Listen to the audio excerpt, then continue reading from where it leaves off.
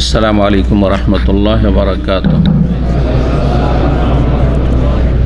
इन्नल हम्दुलिल्लाह नहमदुहु व नस्तईनुहु व नस्तगफिरुहु व नऊज़ु बिल्लाहि मिन शुरूरि अनफुसिना व मिन सय्यिआति अमालिना मन यहदिहिल्लाहु फला मुदिल्ल लहु व मन युद्लिल फला हादिय लहु व अशहदु अन ला इलाहा इल्लल्लाहु वहदहु ला शरीका लहु व अशहदु अन्ना मुहम्मदन अब्दुहु व रसूलुहु सल्लल्लाहु तआला अलैहि व अला आलिहि व सहबिहि व सल्लम तस्लीमन कसीरा। अम्मा बाद फ़क़द क़ाल इमामुल बुख़ारी रहमहुल्लाहु तआला बाबु वज़िल युमना अलल युसरा फ़िस्सलाह। क़ाल हद्दसना अब्दुल्लाह बिन मस्लमत अन मालिकिन अन अबी हाज़िमिन अन सहल बिन सादिन क़ाल काना अन्नासु युअमरूना अन यदा अर्रजुलु यदहुल युमना अला ज़िराइहिल युसरा फ़िस्सलाह। क़ाल अबू हाज़िमिन रहमहुल्लाहु तआला ला अअलमुहु इल्ला यनमी ज़ालिका इला नबी सल्लल्लाहु अलैहि वसल्लम व क़ाल इस्माईलु युनमा ज़ालिक वलम यकुल यनमी। মহান আল্লাহর সমস্ত প্রশংসা যে আল্লাহ রাব্বুল আলামিন আমাদেরকে দিন সম্পর্কে দিক নির্দেশনা হেদায়াত প্রদান করেছেন, আলহামদুলিল্লাহ। সালাত এবং সালাম নাজিল হোক প্রিয় নবী সাল্লাল্লাহু আলাইহি ওয়াসাল্লামের উপর, যার মাধ্যমে আল্লাহ রাব্বুল আলামিন অসংখ্য মানুষকে শিরক কুফর আর পাপাচারের অন্ধকার থেকে মুক্তি দান করেছেন। আল্লাহুম্মা সাল্লি আলাইহি আল্লাহুম্মা বারিক আলাইহি। আমাদের ধারাবাহিক আলোচনা সহিহুল বুখারী থেকে, বিষয়বস্তু কিতাবুল আজান বা আজানের পর্ব নম্বর 18, ইমাম বুখারী রাহিমাহুল্লাহর অধ্যায়। তার আগে আজকের তারিখ বলি, যেটা আমাদের নিয়ম, যাতে বোঝা যায় যে কখনকার আলোচনা, একজন শ্রোতা বুঝতে পারেন। 11 শাবান 1444 হিজরি মোতাবেক 3 মার্চ 2023। ইমাম বুখারী রাহিমাহুল্লাহর অধ্যায় হচ্ছে অধ্যায় নম্বর 27, বিষয়বস্তু বাবু ওয়াজইল ইউমনা আলাল ইউসরা ফিসসালাহ। এই অধ্যায় হচ্ছে সলাত অবস্থায় ডান হাতকে বাম হাতের ওপর ধারণ করা বা রাখা। সলাত অবস্থায় যখন দাঁড়িয়ে থাকবেন, বিশেষ করে তাকবীরে তাহরিমার পরে, কিয়াম অবস্থায় রুকুর আগে, রুকুর পরে হাত রাখবেন না ছেড়ে রাখবেন সেটি আর একটি ইখতিলাফি বিষয়,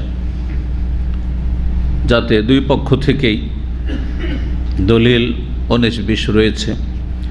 কিন্তু বিশেষ করে কিয়াম অবস্থায়, মানে তেলাওয়াত অবস্থায় সূরা ফাতিহা তার সাথে অন্যান্য সূরা যখন তেলাওয়াত করছেন, এই অবস্থায় রুকুর আগের যেটি কিয়াম, এই কিয়াম অবস্থায় ডান হাতকে বাম হাতের ওপর রাখা সম্পর্কে অধ্যায়। অর্থাৎ সুন্নাত হচ্ছে ডান হাত বাম হাতের ওপর রাখতে হবে। ইমাম বুখারী রাহিমাহুল্লাহ অধ্যায়ে রেখেছেন এতটুকু যে ডান হাতটা রাখতে হবে বাম হাতের ওপর।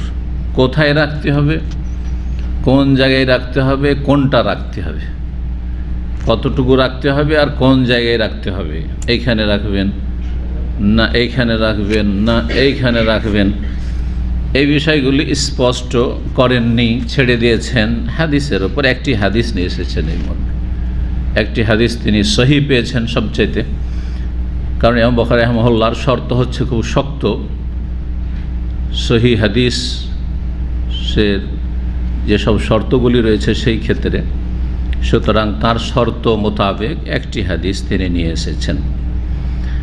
ইনশাআল্লাহ তাআলা এই বিষয়টি বিস্তারিত আলোচনা করব। তাহলে একটি মাসলা এখানে যে হাতের ওপর হাত রাখা ছেড়ে দেওয়া নয়, কমপক্ষে এতটুকু ইমাম বুখারী আমার অধ্যায় থেকে প্রমাণ করতে চাইছেন বা বলতে চাইছেন। তার বক্তব্য, তার ইজতিহাদ, যে হাত ছেড়ে দিয়ে সালাত আদায় করা নয়, যেমন মালিকি মযহাবে রয়েছে বা এই রকমই যারা এবাদি একদল রয়েছে ওমানে, তাদের আরও যেসব আমলগুলি রয়েছে, যাদের এক কথায় বাকি অধিকাংশ আইম্মায়ে কেরাম জমহুর, তাদের মত হচ্ছে যে হাতের ওপর হাত রাখতে হবে, হাতের ওপর হাত রাখতে হবে, এরসাল নয়। আল ওয়াজা রাখতে হবে, এরসাল নয়, ছাড়তে হবে না, ছেড়ে দেবেন না। বিষয়টি ফরজ, ওয়াজিব না সুন্নাত না মুবাহ, হুকুম হচ্ছে 5টি, না মাকরু না না জায়েজ, কোনটা? হাত রাখা হচ্ছে সুন্নাত। জি, একমাত্র মালিকি মজহাবে যেমনটা বললাম যে তাদের কাছে এরসাল ছেড়ে দেওয়া সুন্নাত। ইমাম মালিক থেকে 2টি বর্ণনা রয়েছে, ইনশাআল্লাহ পরে বিস্তারিত বলবো। আর একটি মাসলা এই ক্ষেত্রে যে হাতটা কোথায় রাখতে হবে এই বিষয়ে কিছু বলেননি, তবে হাদিস থেকে যেটি স্পষ্ট হয় সেটা আমরা আপনাদের সামনে স্পষ্ট করব যে হাদিস থেকে কি বোঝা যায় বুখারীর হাদিসটা দিয়ে, যে হাতটা কোথায় রাখতে হবে। হাত রাখার ক্ষেত্রে যে মতগুলি রয়েছে আমরা যদি একটু বিস্তারিত দেখি তাহলে 4টি মত পাওয়া যায়। একটি মত হচ্ছে যে আলাস সাদর, সিনার বুকের উপর রাখতে হবে। ইমাম শাফি রাহিমাহুল্লাহর এইটি মত, এটি আহলে হাদিস সালাফিদের মত। এইটি হচ্ছে সবচাইতে সহিহ সুন্নাহ, সবচাইতে সহিহ সুন্নাহ, যে হাদিস দ্বারা প্রমাণিত। আর একটি মত হচ্ছে নাভির নিচে রাখতে হবে। কোথায় রাখতে হবে? তাহতা সুরা, নাভির নিচে রাখতে হবে। এই মতটি হানাফি মত, এই মতটি হচ্ছে হানাফি মজহাবের মত।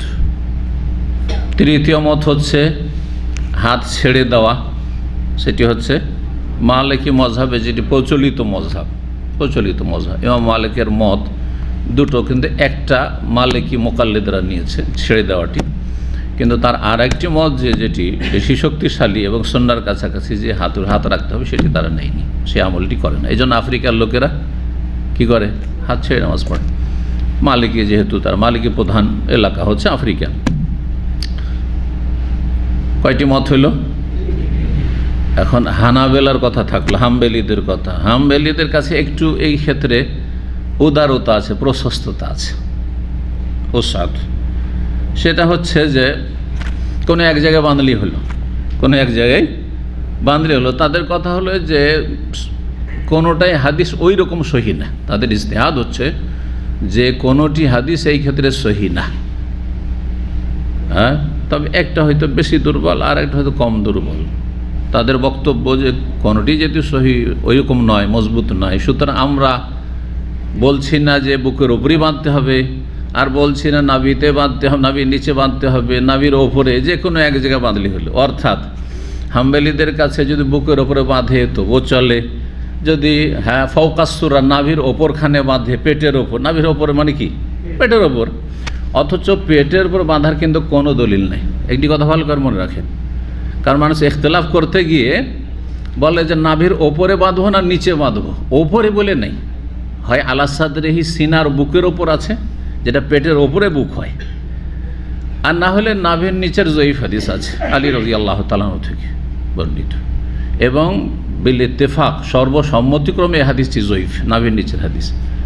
তো যাই হোক, হাম্বলি মজহাবে তাহলে যে কোনো এক জায়গায় বাঁধলে মানে বুকের ওপরে বাঁধেন তবুও চলবে, আবার পেটের উপরে নাভির ওপরে বাঁধেন তবুও চলবে, আর নাভির নিচে বাঁধেন যদি হানাফিদের মতো সেটাও চলবে, শুধু ছাড়বেন না, কি ছেড়ে দেবেন না মালিকিদের মতো। কয়টি মত বললাম?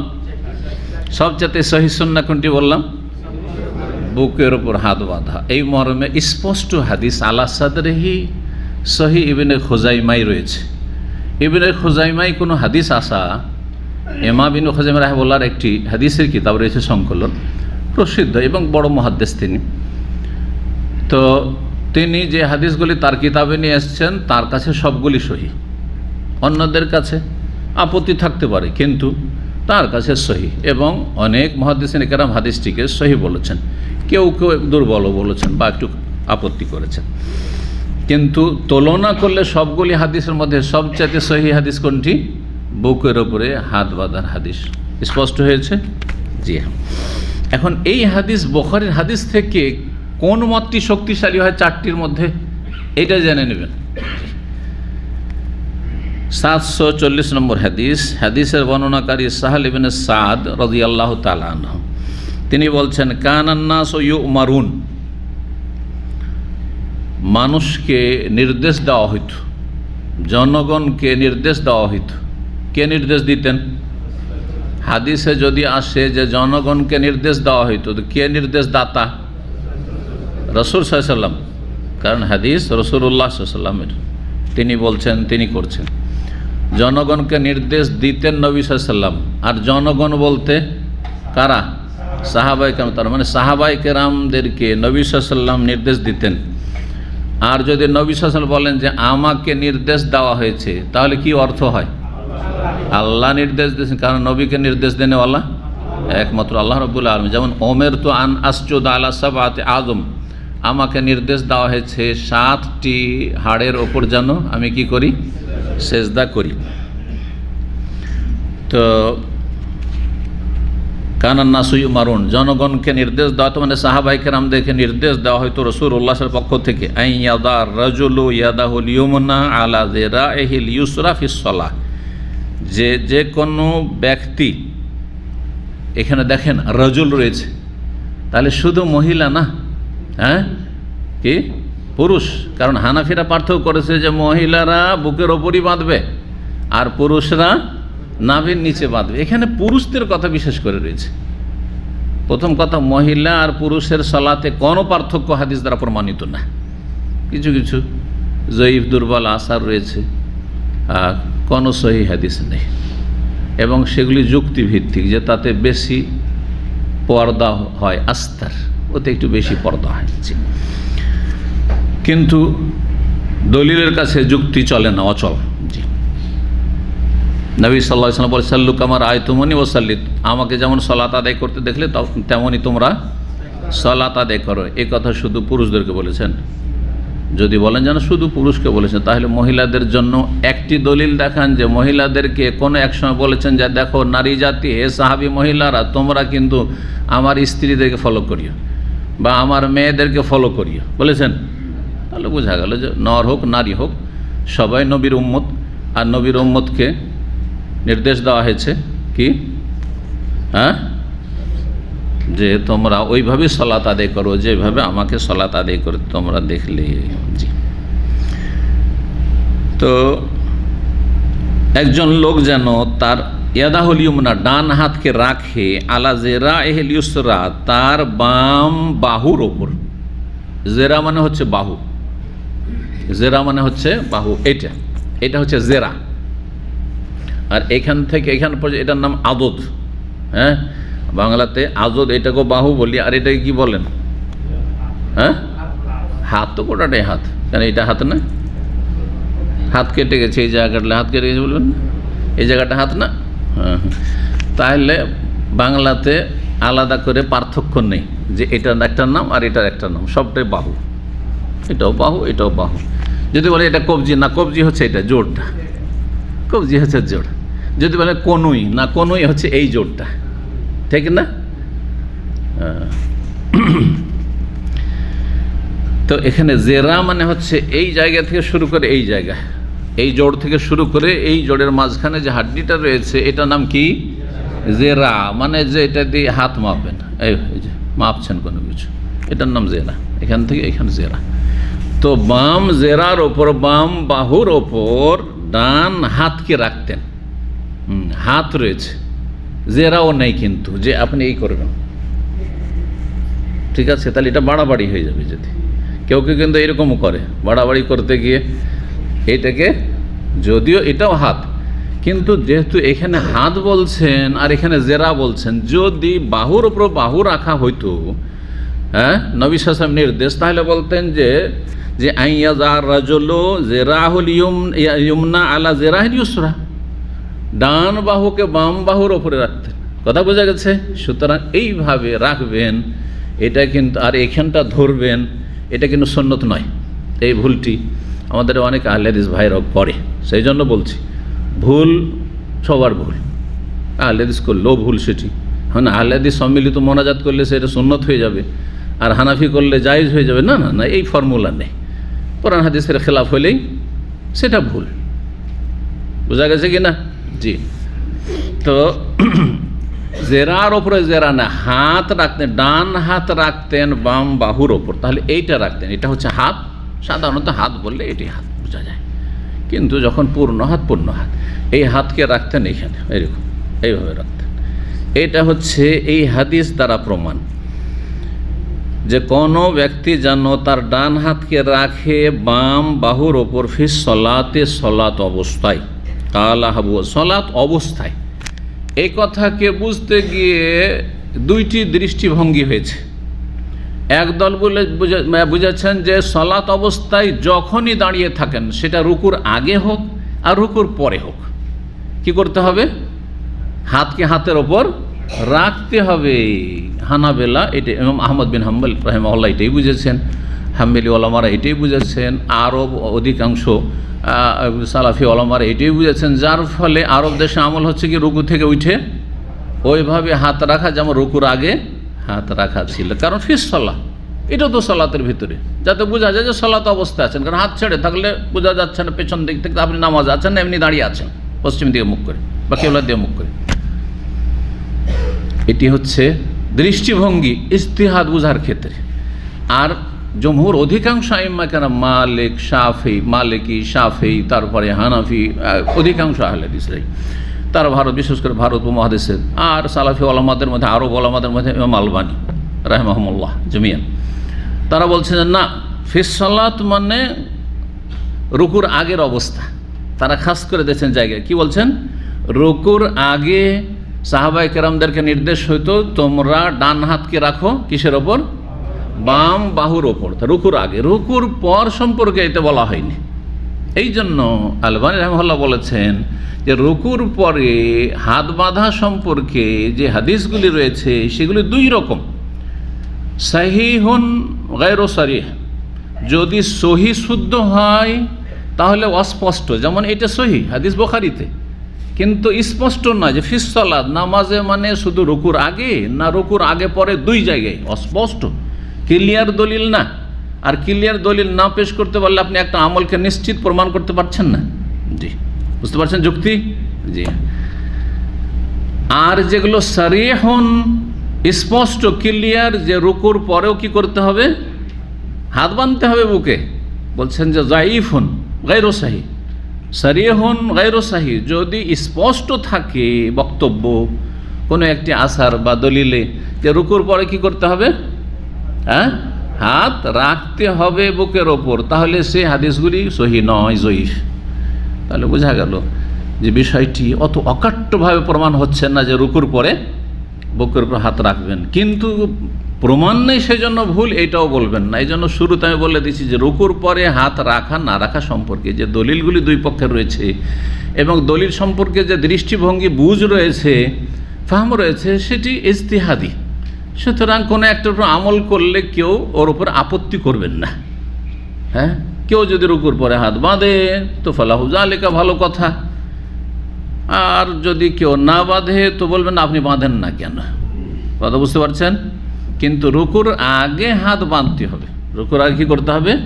হাত বাঁধতে হবে। একজন যদি হাত ছেড়ে নামাজ পড়ে তো অবশ্যই বলতে পারি যে ভাই হাত ছেড়ে সালাত পড়ার কোনো হাদিস নেই, আপনি কেন পড়ছেন? কথা বোঝা গেছে? জি।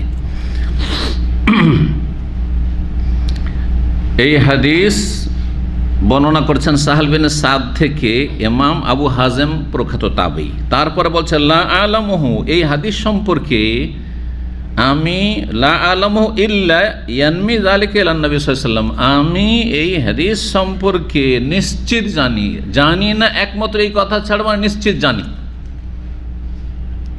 আল্লাহ ছাড়া কোনো সত্য মাবুদ নেই। এই যে লা ইলাহা আগে, নেই মাবুদ আল্লাহ ছাড়া, এর আরেকটি ভাব অর্থ হচ্ছে একমাত্র আল্লাহ হচ্ছেন মাবুদ। বুঝতে পারছেন কি না? একমাত্র আল্লাহ হচ্ছেন মাবুদ। ঠিক ওই রকমই এখানে বাক্যটি রয়েছে যে আমি এই মর্মে জানি না এই বিষয়টি ছাড়া, অর্থাৎ এই বিষয়ে নিশ্চিত যে সাহাল বিন সাদ যে বলছেন যে জনগণকে নির্দেশ দেওয়া হইতো, এই কথাটি তিনি নিজের পক্ষ থেকে বর্ণনা করছেন না, বরং এই বিষয়টি ইয়ানমি যালিকা তিনি বর্ণনা করছেন সাহাল বিন সাদ সাহাবী আনসারী নবী সাল্লাল্লাহু আলাইহি সাল্লাম থেকে, অর্থাৎ নবী সাল্লাল্লাহু আলাইহি সাল্লাম থেকে এটি মরফু হাদিস, নবী সাল্লাল্লাহু আলাইহি সাল্লামের পক্ষ থেকে এই বিষয়টি সুনিশ্চিত প্রমাণিত। ইয়ানমি যালিকা বলেছেন ওয়াকাল ইসমাইল, আর একজন রয়েছেন এখানে বর্ণনাকারী যিনি ইসমাইল তিনি ইউনমা জালেকে মজহুল করে পড়েছেন, ওয়ালাম ইয়াকুল ইয়ানমি, ইয়ানমি বলেননি। শব্দের পার্থক্যগুলি ইমাম বুখারী এখানে দেখাতে চাইছেন, যেগুলি আপনাদের সাধারণ মানুষের জন্য প্রয়োজন নেই। যারা হাদিসের গভীর আলোচনা করে, পড়াশোনা করে, তাদের জন্য সে ফায়দা রয়েছে। তো আপনাদের জন্য যে বিষয়টি জরুরি সেটা হচ্ছে এই হাদিস থেকে আমরা কি বুঝতে পারলাম বুখারী থেকে। অনেকগুলি আহলে হাদিসদের লেখা কিতাবে দেশে বাংলা ভাষাতেও আছে, উর্দুতেও আছে, যে বুকে হাত বাঁধার হাদিস কিসে আছে? বুখারীতে আছে, এরকম কথা লেখা আছে। এই কথাটি যখন অন্যরা পড়ে তখন বুখারী খুঁজে আর দেখে যে বুকের শব্দটা তো নেই, তারপর যে দেখো মিথ্যা রেফারেন্স দিয়েছে, বলে না। আচ্ছা, বুকের শব্দ আলা সাদরিহি, এটা কিন্তু বুখারীতে নেই। বুকের উপর হাত বাঁধতে হবে এটি সুনানে কি বলতে হয়, সহিহ ইবনে খুজাইমাতে আছে। কিসে আছে? ইবনে খুজাইমাতে আছে। আর হাদিসটি অনেক মুহাদ্দিসের কাছে সহিহ, কারো কাছে আপত্তি রয়েছে যে না, দুর্বলতা আছে তাতে। কিন্তু নাভির নিচে হাত বাঁধার মতো একেবারে দুর্বল নয়, কারণ নাভির নিচে হাত বাঁধার যে হাদিস মিনাস সুন্নাতি ওয়াজুল আকুফে আলাল আকুফে তাহাতা সুররা, এই হাদিসটি সর্বসম্মতিক্রমে দুর্বল, জয়ীফ একেবারে। কিন্তু বুকের হাত বাঁধার হাদিসটিতে একটু ইখতিলাফ রয়েছে, সিংহভাগ মুহাদ্দিসিন হাদিসটিকে সহিহ বলেছেন। আল্লাহু তাআলা, তাই তুলনামূলক শক্তিশালী হলো না? জি। এখন এই হাদিসটিকে উল্লেখ করে বা এই হাদিসের রেফারেন্স দিয়ে বলেন যে বুকের উপরে হাত বাঁধার দলিল কোথায় আছে? বুখারীতে আছে, যে লেখা হয়েছে। এই কথাটি আসলে মিথ্যা না? মিথ্যা নয়, কিন্তু এইটি হচ্ছে এই হাদিসের বুঝ, এই হাদিসের সারমর্ম। কেমন করে সারমর্ম? যখন আপনি এই ডান হাতকে রাখবেন কিসের ওপর? বাম হাতে এখানেও নয়, কিন্তু কিসের ওপর? জেরার কথা এসছে, জেরা, এই যে বাহু, এইটার উপর রাখবেন। তখন সোজা হয়ে দাঁড়ালে নাভির নিচে কোনো মতে হাত নামবে না। একজন দাঁড়িয়ে বেঁধে দেখেন, কেউ একজন দাঁড়াক, হ্যাঁ, আর একটু আগে তো এইখানে হাত বাঁধতে, এইখানে বাহু, ঠিক আছে, এই যে হাত বেঁধেছেন, এই আচ্ছা নাভির নিচে নিয়ে যান তো হাতটাকে। না, এই যে নেমে গেল, হয় হাত এদিকে সরে যাবে, আর না হলে আপনাকে ঝুঁকতে হবে, এই করে ঝুঁকতে হবে। ঝুঁকে তো আর নামাজ পড়া যাবে না। তাহলে স্পষ্ট না হলেও এখানে অস্পষ্ট ভাব অর্থ কি সহিহ বুখারী হাদিসের, যে হাত বুকের ওপরেই কিন্তু বাঁধতে হবে, সোজা হয়ে দাঁড়াইতে হবে নামাজে, আর যারা বাহুর ওপরে আপনাকে হাত রাখতে হবে। এইভাবে হাত রেখে সোজা দাঁড়ালে কোনো মতেই নাভির নিচে হাত যাবে না। কোথায় থাকবে? নাভির ওপরে, বুকের ওপরেই থাকবে। এবার বোঝা গেছে? তাহলে বোঝা গেল যে বুকের ওপরে হাত বাঁধার দলিল সহিহ বুখারীতে আছে, সেটি হচ্ছে এইটি 740 নম্বর হাদিস। ক্লিয়ার? জি।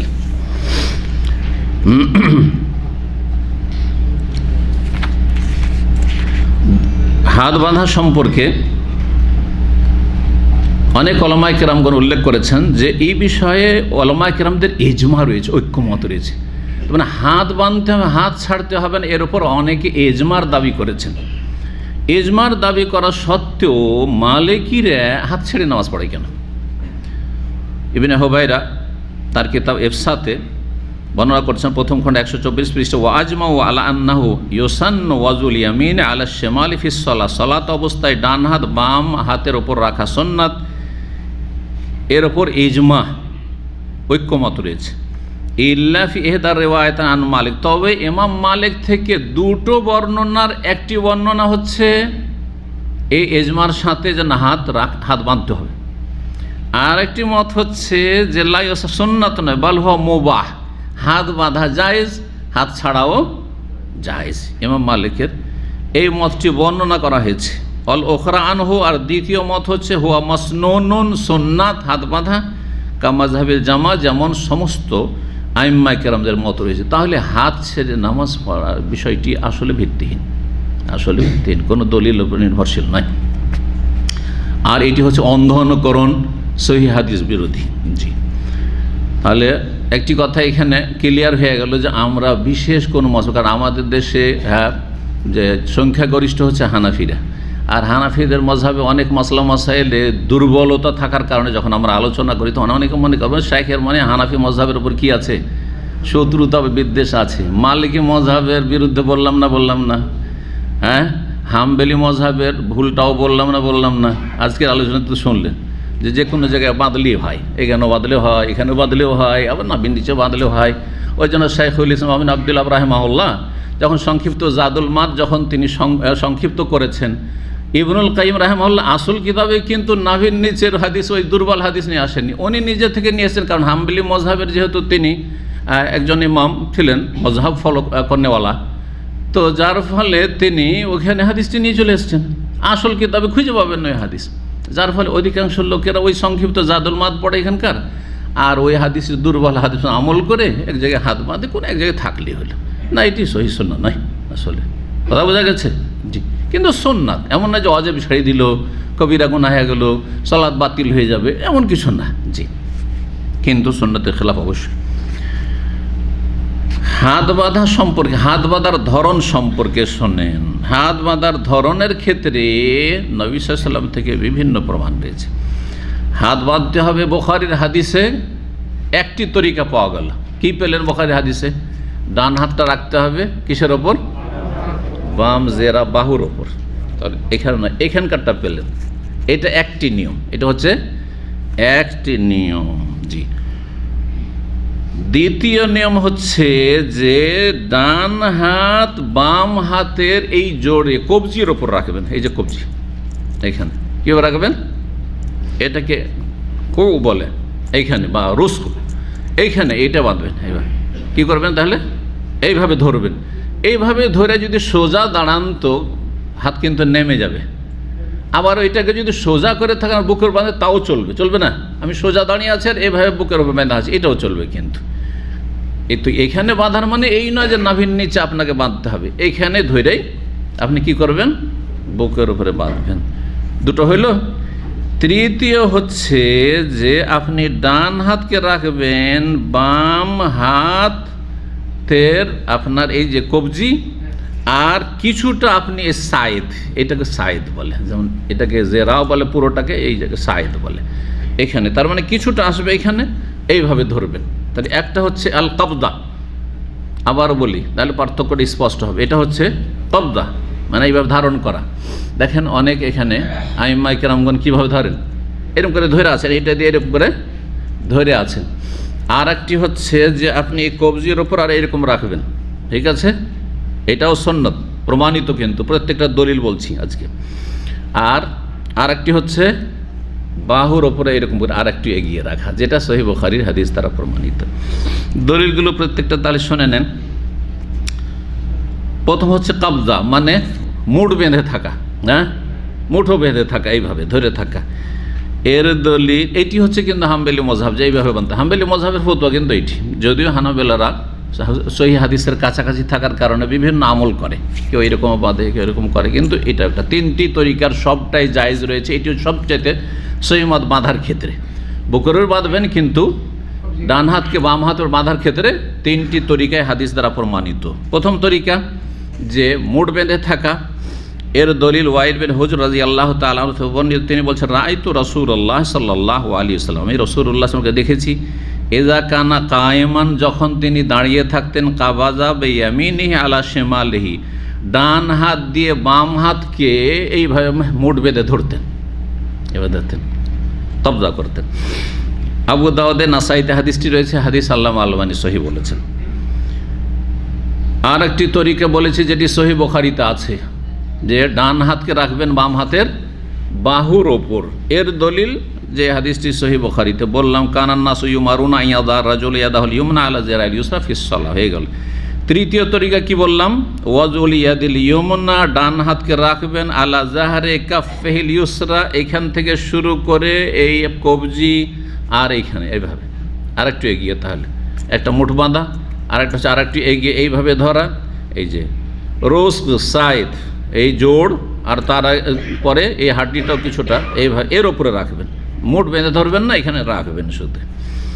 এর দলিল শোনান। এর দলিলও রয়েছে ওয়াইল ইবনে হুজর থেকে বর্ণিত, তিনি বলছেন ফাকাব্বারা, নবী সাল্লাল্লাহু আলাইহি ওয়াসাল্লাম তাকবীর বলে, ওয়ারাফা ইয়াদাইহি, দুই হাত উঠালেন, রাফায়দান করলেন, হাত্তা হাজাতা উজনাইহি, দুই কানের কাছাকাছি নিয়ে গেলেন, সুম্মা ইয়াদাহুল ইউমনা আলা জাহরি কাফফিল ইউসরা, তারপর ডান হাত রাখলেন বাম হাতের ওপর, ওয়ার রুসগে ওয়াসাইদ, আর কবজির ওপর আর বাহুর ওপর এমনভাবে রাখলেন যে এইখান থেকে শুরু করি, কিছুটা অংশ এখানে পড়লো, কিছুটা জোড়ের ওপরে পড়লো, হ্যাঁ কবজির ওপর, আর কিছুটা পড়লো এই হাড্ডিটার ওপর, এইভাবে বাঁধলেন। এই হাদিস মুসনাদ আহমদে রয়েছে, আবু দাউদে রয়েছে, নাসাইতে রয়েছে, ইমাম আলবানী রাহিমাহুল্লাহ, ইমাম ইবনে হিব্বান রাহিমাহুল্লাহ হাদিসকে সহিহ বলেছেন। সুতরাং এই ক্ষেত্রে সুন্নত হচ্ছে যে আনতুফ আলা হাজিহি মাররা ওয়া হাজিহি মাররা, কখনো এরকম করবেন, কখনো ওইরকম করবেন, কখনো ওইরকম করবেন। কেউ যদি অথবা কেউ যদি এইভাবে বাঁধে, সবচেয়ে ভালো যে নবী সাল্লাল্লাহু আলাইহি ওয়াসাল্লাম থেকে তিনটি যেহেতু সহিহ সূত্রে প্রমাণিত, কখনো বাঁধলেন এইভাবে, এইভাবে বাঁধলেন, সমস্যা নেই বাঁধলেন, আর কখনো বাঁধলেন এইভাবে, কখনো বাঁধলেন এইভাবে, জি। আর এর মধ্যে বাড়াবাড়ি করে এরকমও করবেন না, আর আপনি এইরকম করবেন, যেমন অনেকে কিন্তু খেলা করে এখানে, হ্যাঁ বাচ্চাদের মতো হাত নিয়ে আঙ্গুল নিয়ে খেলা করছে আর এইভাবে বাঁধছে, এটাও করবেন না, জি।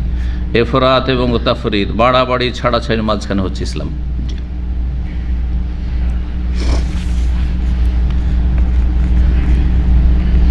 অষ্টআশি নম্বর অধ্যায় বলছেন বাবুল খুশুফিস সলা। এই অধ্যায় হচ্ছে সলাতে বিনয়, নম্রতা এবং একগ্রতা।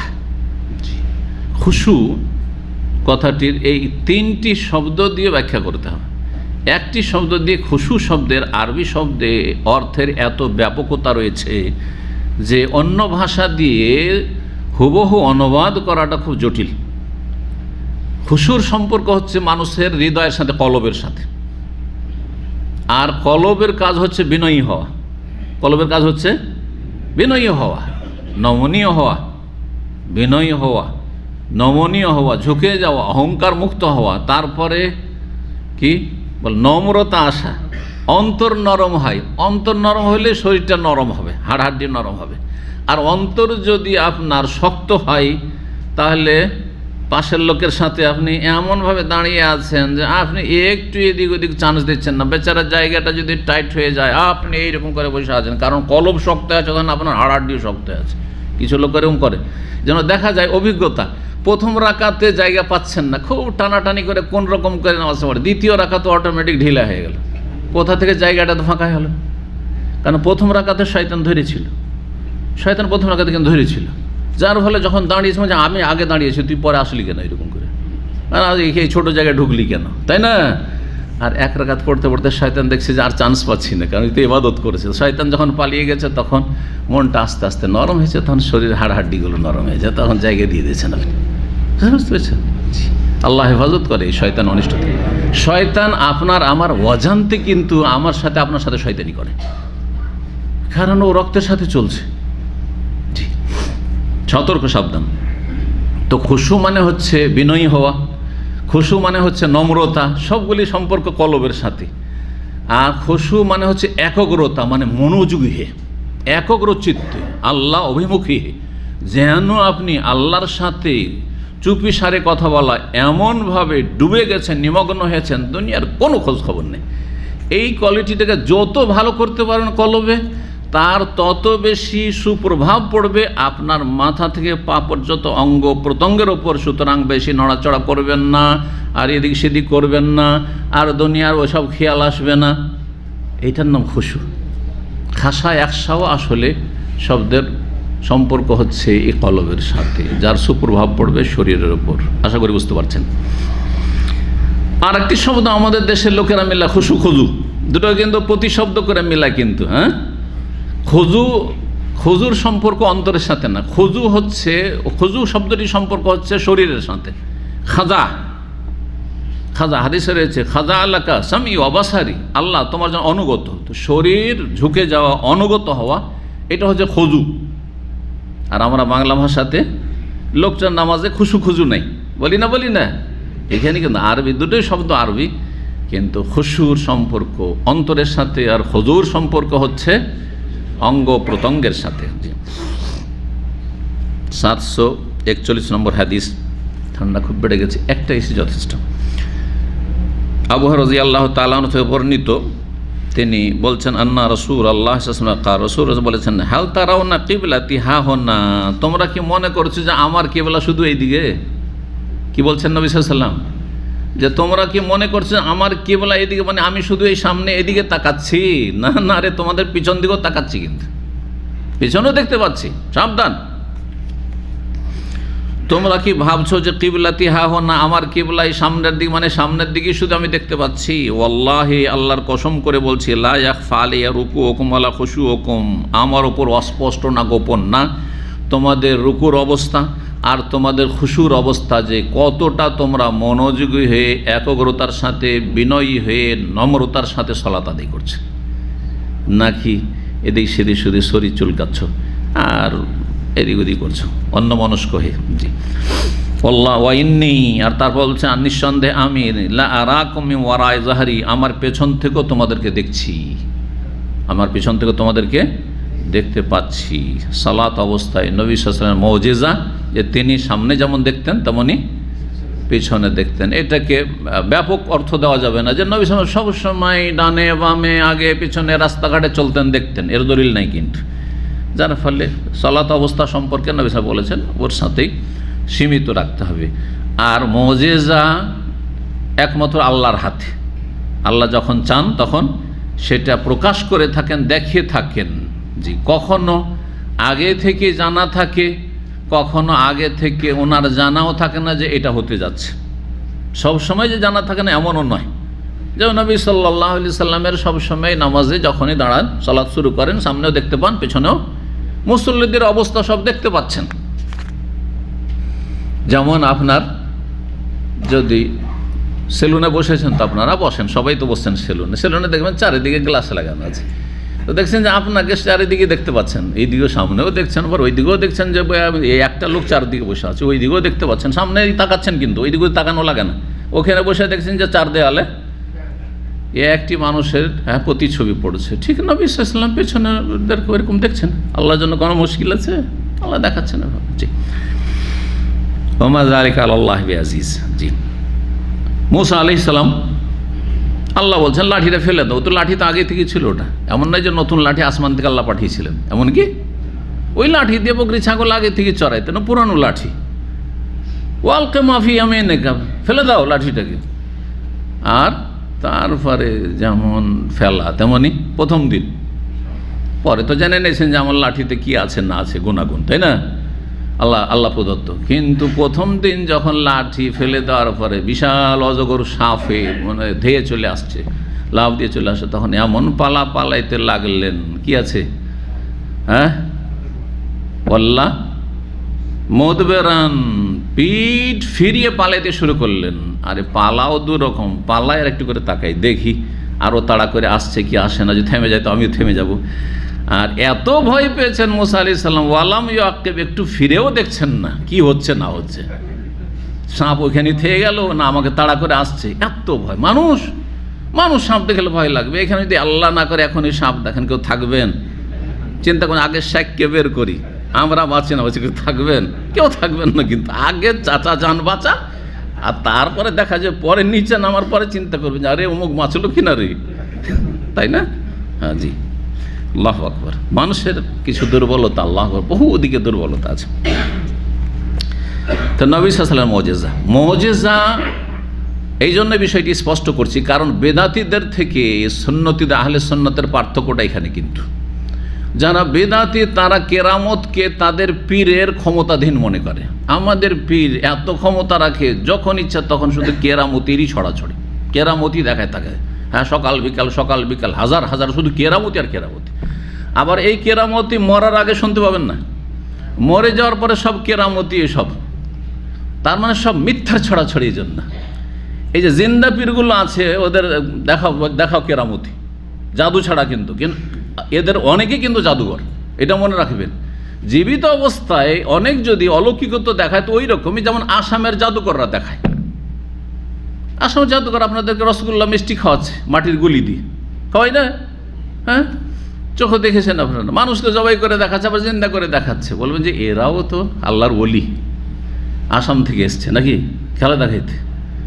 না, অধিকাংশ পীরগুলি যদি জীবিত অবস্থায় দেখাতে পারেন, এরা জাদুঘর, সাহেরেরা। বড় কুফরিতে ডুবে আছে। আর না হইলে সব মিথ্যার ছড়াছড়ি মুরিদানদের সংখ্যা বাড়ানোর জন্য যখন মরে যায় তখন তার কেরামতির কিচ্ছা কাহিনী শুরু হয়ে যায়, লেখা শুরু হয়ে যায় যে আমাদের পীর সাহেবের এই কেরামতি ছিল, এই কেরামতি ছিল, এই কেরামতি ছিল, এই কেরামতি ছিল।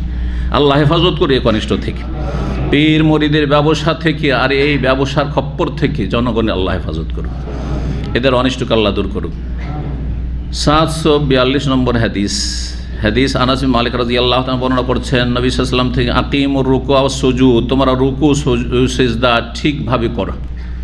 রুকু সিজদাকে প্রতিষ্ঠিত করো মানে সুন্দরভাবে আদায় করো। ফাওয়াল্লাহি, আল্লাহর শপথ করে বলছি, ইন্নী লা আরাকুম মিন বাদি, আমার পরে থেকে মানে আমার পেছন থেকেও দেখছি। রুব্বামা কালা, কখনো বলছে মিন বাদি জাহরি, আমার পেছনের পরে যে জায়গাগুলো সেখান থেকেও দেখছি, মানে আমার পিঠের পেছন থেকেও দেখছি। এজা রাকাতুম ওয়া এজা সাজাদতুম, যখন তোমরা রুকু করো, তোমরা যখন সেজদা করো, তখন আমি দেখতে পাই, রুকু সেজদা অবস্থায় তোমাদের দেখতে পাই। তাহলে এই হাদিসটি আরও স্পষ্ট করলো যে তোমরা যখন রুকু সেজদায় থাকো, মানে নামাজ অবস্থায় থাকো, তখন আমি তোমাদেরকে পেছন থেকে দেখতে পাই। এই নয় যে সবসময় আমি তোমাদেরকে দেখতে পাই। 89 নম্বর অধ্যায় বলছেন বাবু মা ইয়াকুলু বাদা তাকবীর। এই অধ্যায় হচ্ছে তাকবীরে তাহরিমার পরে কি বলবে একজন মুসল্লি। তাকবীরে তাহরিমার পরে কি বলবেন?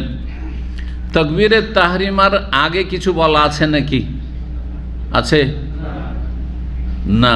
যারা জানে তারা না, আর যদি না জানে তো বলি কেমন কথা হল না রে। তাকবীরে তাহরিমার আগে তো আমরা কি করি?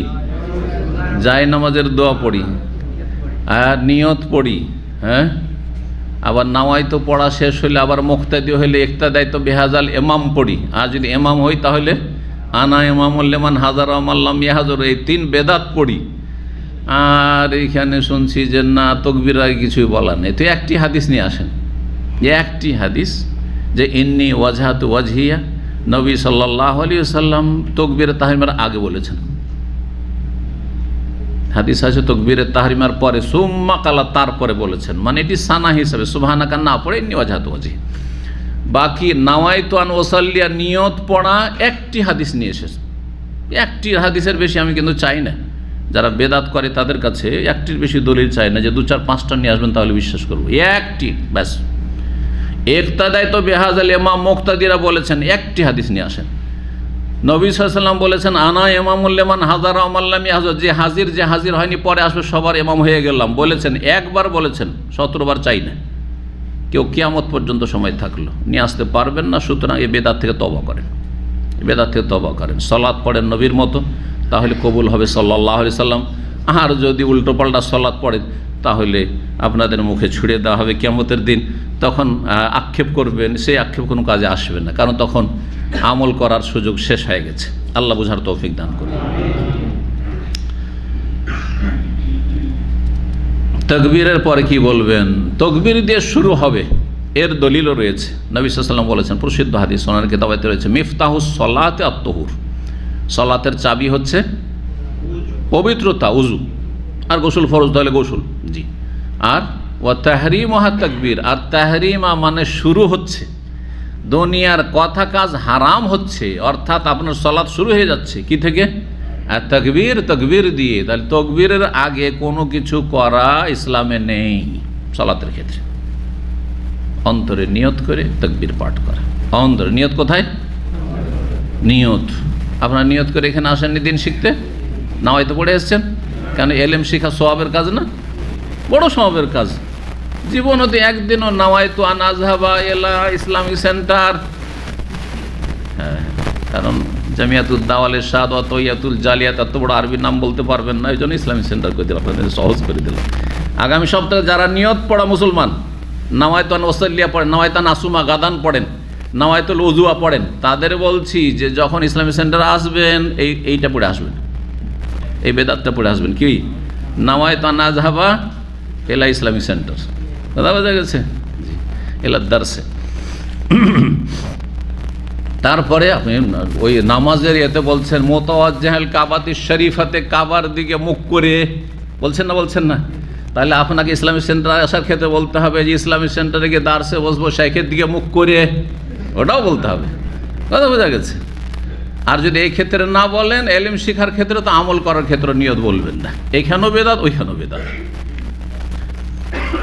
তো তকবীরের পরে কি বলবেন? তকবীর দিয়ে শুরু হবে তাহরিমহা তাকবীর ওয়া তাহলিলুহা, দুনিয়ার কাজকর্ম হালাল হয়ে যাচ্ছে কখন? আর তাসলিম, সালাম ফিরলি, সালাম ফেরার পরে আপনার জন্য উঠে চলে যাওয়া হালাল, জিকির আজকার করা আপনার জন্য হালাল সুন্নাত। হ্যাঁ, আর যারা মোনাজাতকে বাধ্যতামূলক করে দিচ্ছে, এই মোনাজাত কেন ধরলে না হ্যাঁ আমাদের সাথে, তারা কি হালাল হইতে দিয়েছে? বলছেন না, এখনো হালাল হয়নি, কারণ এখনো আমাদের বেদাতি মোনাজাত হয়নি। আল্লাহ বুঝার তৌফিক দান করুন। জি, 743 নম্বর হাদিস আনাস রাদিয়াল্লাহু তাআলা আনহু থেকে বর্ণিত। তিনি বলছেন, আন্নান নবী সাল্লাল্লাহু আলাইহি ওয়াসাল্লাম ওয়া আবু বকর ওয়া উমর কানু ইফতাতিহুনা আস-সালাতা বিল হামদুলিল্লাহি রাব্বিল আলামিন। নবী সাল্লাল্লাহু আলাইহি ওয়াসাল্লাম, আবু বকর, ওমর তারা সকলে সালাত শুরু করতেন কি দিয়ে? আলহামদুলিল্লাহি রাব্বিল আলামিন দিয়ে। কি দিয়ে শুরু করতেন? আলহামদুলিল্লাহি রাব্বিল আলামিন দিয়ে শুরু করতেন। আপনারা ঝামেলায় পড়ে গেলেন। একটি হাদিস দিয়ে হাদিসের তর্জমা করে ফতোয়া দিলে জাতিকে গোমরাহ করে দেবেন। তাহলে এই হাদিস দিয়ে যদি কেউ আমল করে, তাহলে তাকবীরের পরে কি করবে? আল্লাহু আকবার, আলহামদুলিল্লাহি রাব্বিল আলামিন। না ইস্তেফতার দোয়া সানা পড়বে, না আউযুবিল্লাহ পড়বে, না বিসমিল্লাহ পড়বে, কিছুই পড়বে না। কি পড়বে? আলহামদুলিল্লাহি রাব্বিল আলামিন আর রহমানির রহিম। তাহলে একটি হাদিস দিয়ে আমল করা যাবে? এই জন্য হাদিস সবগুলি ওই বিষয়ের সমন্বয় করে তখন আপনাকে তার সার কথা বুঝে আপনাকে সিদ্ধান্ত নিতে হবে। এটা একটা সাধারণ মানুষের জন্য সম্ভব নয়। সুতরাং হাদিসের তরজমা পড়ে, বুখারী পড়ে আর তিরমিজি পড়ে আমি নামাজ শিখেছি, এই কথা বলা ভুল। আপনাকে সলাতের উপরে যে সব কিতাবগুলো লেখা হয়েছে সেগুলিই পড়তে হবে। হ্যাঁ, এটা আলেমদের কাজ, যে বুঝে যে এই হাদিসের সাথে আরও কয়েকটি হাদিস আছে, তার মধ্যে একটি হাদিসে আল্লাহ বাইদবানি পড়া, আর একটি আছে সুবহানাকা পড়া, আর একটি আছে নিওয়াজাত পড়া, আর একটি আরও কিছু আছে আল্লাহু আকবার কবীরা আলহামদুলিল্লাহ কাসীরা সুবহানাল্লাহ বুকরাতান ওয়া আসীলা ইত্যাদি। জি, যে কোনো একটি পড়া। আর তারপরে বিসমিল্লাহ দিয়ে শুরু করার হাদিস রয়েছে। সুতরাং বিসমিল্লাহ পড়তে হবে, সেটা জোরে না আসতে সেটাও জানতে হবে আপনাকে। তারপরে কোরআন তেলাওয়াত শুরু করলে আউযুবিল্লাহ পড়তে হয়, এটাও কোরআনে শিক্ষা দেওয়া হয়েছে, সুতরাং সেটাও পড়তে হবে। এতগুলি কথা জানতে হবে না। শুধু একটা হাদিস পড়ে আপনি আমল করা শুরু করে দেবেন না, মোটেই না। সাবধান কিন্তু, কারণ আজকাল সোশ্যাল মিডিয়ার যুগে আর কিছু বক্তার বিভ্রান্তিকর কথাতে মানুষ মনে করে যে হাদিসের তরজমা পড়ে আমি শেখ হয়ে যাব, আর হাদিসের তরজমা পড়ে মুফতি হয়ে যাবে। কথা বোঝা গেছে? জি। আর যার ফলে এমন বিভ্রান্তিকর কথাবার্তা বলে যে আজব। সোশ্যাল মিডিয়াতে দেখলাম যে ঈদ মোবারক বলা বেদাত। কি বলা? ঈদ মোবারক বলা বেদাত। আচ্ছা, আর সুন্নাত কি? বলছে দুটা সুন্নাত। সোশ্যাল মিডিয়া, ফেসবুকের মুফতিদের ফতোয়া শুনেন। একটি হচ্ছে তাকাব্বালাল্লাহু মিন্না মিনকুম, এটা সুন্নাত। আর চলো, এটা তো চলবে, কারণ সাহাবা কেরাম এটা বলতেন। কিন্তু তার সাথে বলছে আর একটি সুন্নাত হচ্ছে কুল্লু আমিন ওয়া আনতুম বিখাইর। কুল্লু আমিন ওয়া আনতুম বিখাইর। কেন এই কথা কোত্থেকে আসলো? ওই যে সোশ্যাল মিডিয়ার ওই মুফতি, ওই মুফতি আরবদেরকে বলতে শুনেছে কুল্লু আম ওয়া আনতুম বিখাইর। কুল্লু আম মানে প্রতি বছর তোমরা ভালো থাকো। হ্যাঁ, তো আরবরা বললে মনে করছে আরবরা বললে তো এটা বেদাত হইতে পারেন না। হ্যাঁ, সুতরাং এটাও সুন্নাত, ওইটাও সুন্নাত। কোথা থেকে এই ফর্মুলা পেলেন আপনি? আরবরা ভুল হইতে পারে না। এই জন্য আল্লামা আলবানী রাহিমাহুল্লাহ বলছেন যে কুল্লু আমিন ওয়া আনতুম বিখাইর, আরবদের যে প্রচলন, এটা খ্রিস্টান আরবদের থেকে এসছে। এটা মুসলিমদের আসলে হাদিসেও তো নেই, সাহাবা কেরাম আমলে তো নেই। আর আইম্মায়ে মুহাদ্দিসিন কেউ বলেননি এটি, আবু হানিফা, শাফি, মালিক, আহমদ কেউ বলেনি। কথা বোঝা গেছে? আসছে কোত্থেকে? আরব দেশে অনেক খ্রিস্টান আছে, সৌদি আরব ছাড়াও আশেপাশে যে ওই দেশে সিরিয়াতে আছে, লেবাননে যথেষ্ট খ্রিস্টান রয়েছে, মেসরে খ্রিস্টান রয়েছে, এর আগে খ্রিস্টান রয়েছে। তারিক আজিজ খ্রিস্টান ছিল। কত লোক যে রহমতের দোয়া ইন্না লিল্লাহি ওয়া ইন্না ইলাইহি রাজিউন, তাই না?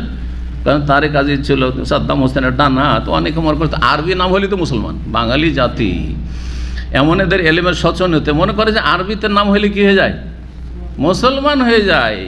কারণ বাঙালিদের একটা বৈশিষ্ট্য, নামটা আরবিতে বেশিরভাগ হয়ে থাকে। হ্যাঁ, তাই না? নামাজ পড়ুক আর নাই পড়ুক, আর শিরিক করুক কুফরি করুক।